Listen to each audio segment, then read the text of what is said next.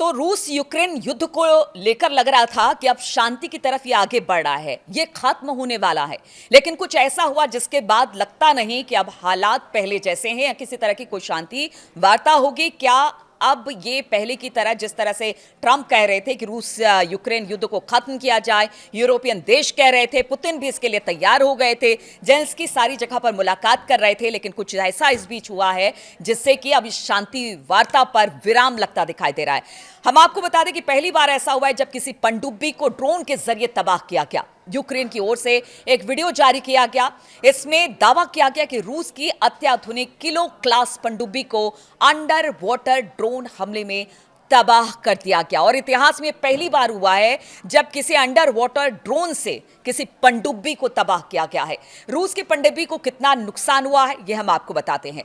यह हमला रूस के नोवोरोस्क बंदरगाह पर किया गया, जहां पर रूस की कई रणनीतिक पनडुब्बियां तैनात थी। यूक्रेन की घरेलू सुरक्षा एजेंसी यानी एसबीयू, जो कि सिक्योरिटी सर्विस ऑफ यूक्रेन है, उन्होंने सोमवार को बयान जारी कर कहा कि यह हमला सी बेबी नामक अंडर वाटर ड्रोन से किया गया और पनडुब्बी को इतना नुकसान पहुंचाया कि अब वो पूरी तरह से ऑपरेशन से बाहर हो चुकी है, यानी वो अब कभी पानी में नहीं उतरेगी। इस तरह का दावा यूक्रेन की तरफ से किया गया। एसबीयू के अनुसार इसी रूसी पनडुब्बी में 4 कैलिबर क्रूज मिसाइल लॉन्चर लगे हुए थे, जिसका इस्तेमाल रूस यूक्रेन के शहरों और इंफ्रास्ट्रक्चर पर हमला करने के लिए किया करता था। यूक्रेन का दावा है कि पनडुब्बी को क्रिटिकल डैमेज हुआ है और अब इसे दोबारा ऑपरेशनल बनाना बेहद मुश्किल रूस के लिए होगा। रूस की ओर से इस दावे पर फिलहाल कोई आधिकारिक प्रतिक्रिया अब तक नहीं आई है, लेकिन रूस के रुख को पहले जिस तरह से रहा है उससे देखकर तो ये नहीं लगता है कि रूस जो है वो शांत बैठने वाला है। कैलिबर मिसाइल रूस की सबसे खतरनाक क्रूज मिसाइलों में से एक है, जिसकी मारक क्षमता करीब 1500 से 2500 किलोमीटर तक मानी जाती है और इसे युद्धपोत, फ्रिगेंट और खासतौर पर किलो क्लास पनडुब्बियों से दागा जा सकता है। ये मिसाइल बेहद कम ऊंचाई पर उड़ते हैं और इसीलिए ये रडार से बच निकलती है। 5 से 10 मीटर की सटीकता के साथ लक्ष्य को भेदती है। इससे पारंपरिक के साथ साथ न्यूक्लियर वॉरहेड लगाने की क्षमता भी मौजूद है और कुछ वेरिएंट अंतिम चरण में सुपरसोनिक रफ्तार पकड़ लेते हैं। इसके कारण इसे रोकना एयर डिफेंस सिस्टम के लिए बेहद मुश्किल हो जाता है।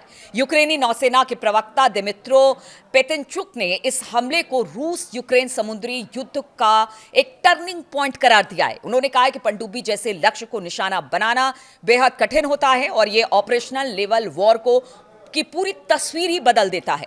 उनके मुताबिक रूस को अगर इस पनडुब्बी को ठीक करना है तो उसे पानी के ऊपर लाना पड़ेगा, जिससे ये दोबारा हमले की जद में आ जाएगी। यह हमला ऐसे वक्त में सामने आया है जबकि अमेरिका, यूरोप और यूक्रेन के अधिकारी बर्लिन में रूस यूक्रेन युद्ध खत्म करने के फॉर्मूले पर बातचीत कर रहे थे। जैसा कि हमने आपको बताया, व्हाइट हाउस में बयान देते हुए ट्रंप ने कहा कि 4 साल से चल रही इस जंग को खत्म करने के लिए अमेरिका को यूरोपीय देशों का जबरदस्त समर्थन मिल रहा है। उन्होंने कहा कि Germany, France, Britain, Italy, Poland, Norway, Denmark, Finland और नीदरलैंड जैसे देश भी युद्ध खत्म करने के पक्ष में है।